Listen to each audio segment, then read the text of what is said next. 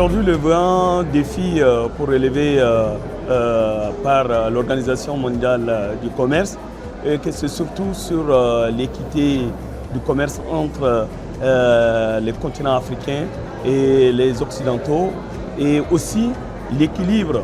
dans l'Organisation mondiale du commerce. Aujourd'hui, vous savez que pendant la présentation, nous avons dit, et ils l'ont dit, depuis 80 ans, il n'y a que 2 pays africains qui ont organisé de tels événements. Ça signifie qu'il y a déjà des équilibres déjà dans l'organisation. Nous espérons que sur l'équité, sur la manière de voir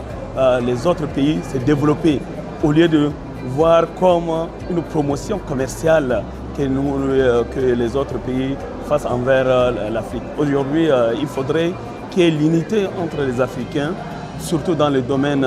commercial. Et aussi, il y a beaucoup de pays africains qui dépendent aussi des pays côtiers, comme mon pays, le Tchad, qui est un pays enclavé. Sans cette équité ou bien l'égalité d'échange, nous pensons que les autres pays vont subir les conséquences de tarification douanière ou la non-facilitation d'échange entre les 2 pays. Ce qu'il faut savoir, vu ce qui se passe en Moyen-Orient, et qu'aujourd'hui,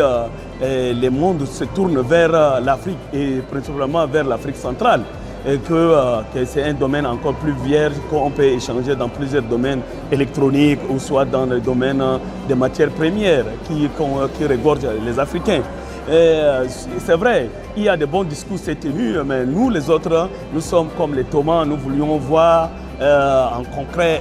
quels sont les impacts positifs aujourd'hui sur l'Afrique et qui peut créer les emplois pour la jeunesse. Aujourd'hui, la jeunesse en souffre trop et que nous voudrons traverser les océans avec toutes ces conséquences-là pour avoir des bons radeaux de l'autre côté. Mais si ces échanges et cette conférence sur l'Organisation mondiale du commerce peut apporter des emplois pour les Africains en général, et nous pensons,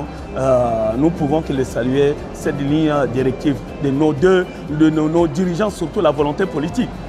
Si nous, les acteurs politiques et les parlementaires, si nous avons la voie, l'esprit de développer